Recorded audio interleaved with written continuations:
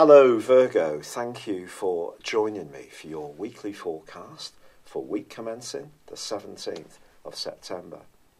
There's a fabulous slice of news this week for you personally, and a great opportunity lies within this, because the sun in your sign is entering its last week, and it won't be back for another 11 months from the end of this week.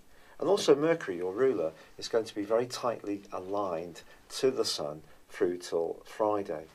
When these two are cooperating very closely together, they're going to give you a wonderful chance to showcase your individualism and your talent.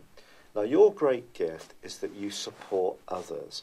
You often provide service roles, either in nursing, food, catering, distribution, anything to do with health and care. Lots of nurses, for example, or healthcare professionals will be Virgos. You understand public service better than any other zodiac sign. But is there something that you're being very civil-minded about, which has gone too much the other way, that you're actually putting your needs as an individual so far to the other end of the spectrum that you're actually become addicted to people-pleasing and not to making sure you're doing what's right for you? If that resonates with you in any way at all, this week's influences are asking you to seize the moment, to really lay down a marker, to walk to the sound of the beat of your own drum, to be less concerned about what others think and much more concerned with what you can do. Now, Mercury and the Sun are going to move out of your sign at the end of this week into Libra.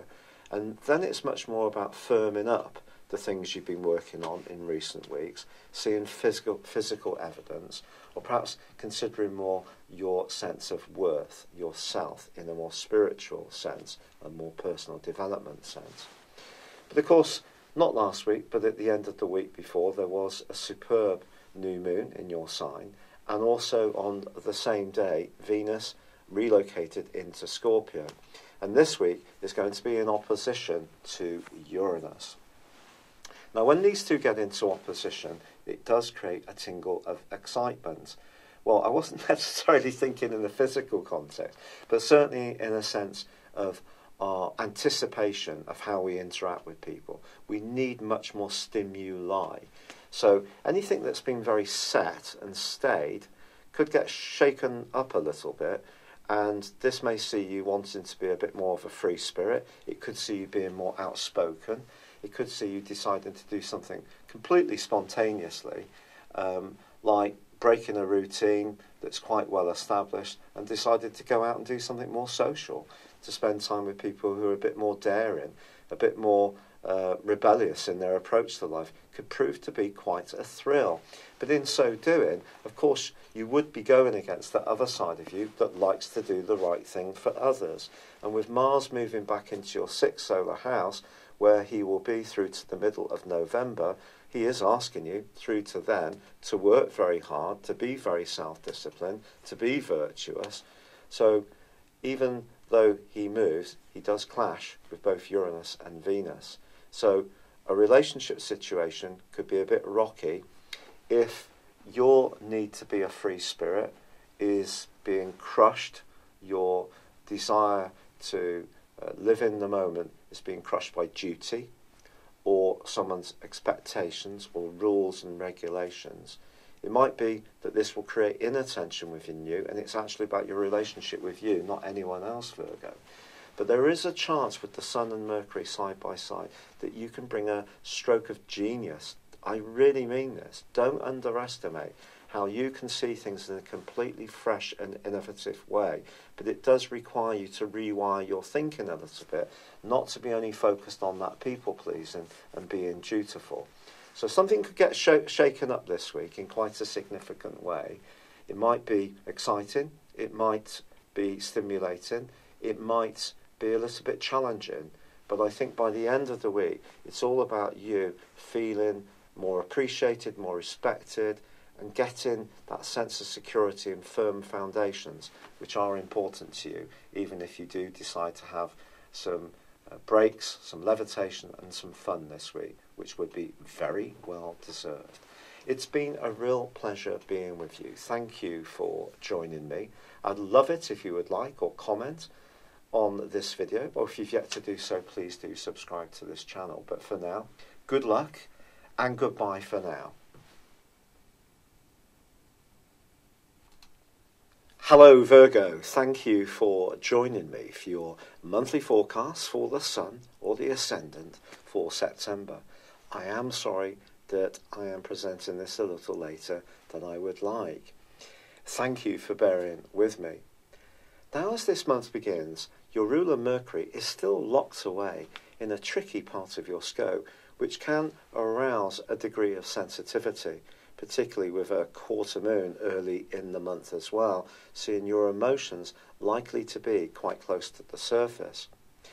Now it's possible that somebody is challenging you early on and you may have to assert your individuality, but you're given a fabulous opportunity to do this when on the 6th your ruler Mercury arrives back in your sign and is going to be with you through to the 21st. This is a wonderful opportunity to take an idea that's been bubbling in the background of your situation, perhaps for some while. Perhaps there's been a sense of drift or feeling that things weren't flowing as quickly as you would like. Of course, some of the retrogrades may have had some bearing on this, it's true, and Mercury retrograde in particular.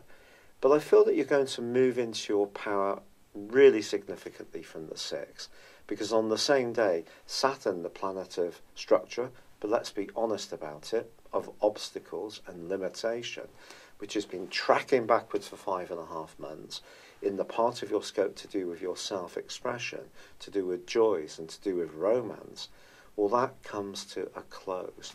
You can let out a collective sigh of relief. On the same day, Mercury forges a gorgeous link to Saturn and also to Uranus. We have a grand Earth trine. This can trigger a real freshness of energy and enthusiasm around you. Your sign is very much known for supporting and helping others, but I think this is your opportunity to really focus on what's important to you. Now, it is true to say as well that Venus, the planet of love, is going to be moving out of your sector of resources, where it's still supporting you in the first week of this month, and on the 9th moves into Scorpio. This is a lovely location for Venus for you. It's going to give you a gift of communicating your ideas in a much more graceful, natural and unforced way. You could see some flirty interchanges in the weeks to come too. But I have to be honest, Venus is clashing with Mars in the early part of this month. And Mars, of course, has also been in Capricorn along with Pluto and Saturn, which for you is a prime area when it comes to how you feel you're perceived, how you feel you gain joy in life. So it's possible that if there are any tensions around the relationship, they could come to the fore early in this month, particularly if someone around you tends to be a bit of a nitpicker, finds it hard to see the big picture, or perhaps this is something that's playing out for you as well. But I do feel the new moon, which occurs in your sign on the 9th, is truly helpful to you. It's an opportunity to demonstrate to people how you can approach things in your own unique way.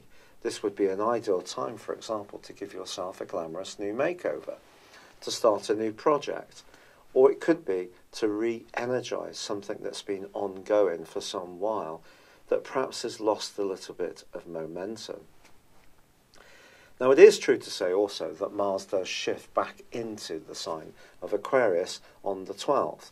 There's been a month's hiatus when it reversed back into the sign of Capricorn. And of course, Mars itself went through a 4-month retrograde too. But moving back into the sign of Aquarius for you can be very positive in terms of giving you much more neat desire to work hard, to be physically active, to get stuck in and to achieve tangible results. But of course, Uranus and Mars have been clashing off and on since the 2nd week of May. And that can happen again from the 11th through to the 24th of this month. How you deal with this, I feel, is very much to do with how much impatience or desire you have to shake up your world and be much more spontaneous. Now that can be a bit counterintuitive to you because you don't usually do anything without thinking very carefully about the consequences. But Mars could make you a bit more impulsive in its right angle with Uranus, especially if you feel that other people are taking you for granted. And there may be parts of you that does need to speak out in a more frank and authentic way. But once you get through this, Venus actually goes on to forge a very positive angle to Saturn. So the people that you can communicate well with at the heart of this month are going to start to emerge for you. And also Jupiter and Pluto continue to forge for 3 weeks this month, a sensational link. So if there is a strand that's working well, a relationship that's developing, it doesn't have to be of a romantic context, but any relationship where you feel you can communicate well, your voice is heard, you can be your natural self, be humorous, fun to be with, and also entertaining even, but something important could change through the auspices of Jupiter and Pluto, which can be very fortunate in this particular association. But then on the 22nd and also the 23rd, Mercury, followed by the Sun, relocate into the sign of Libra, the subsequent sign to yours. This is very much about money and resources. The 24th sees a full moon, which of course occurs in the sign of Aries. But this is going to be angling in a right angle to Saturn.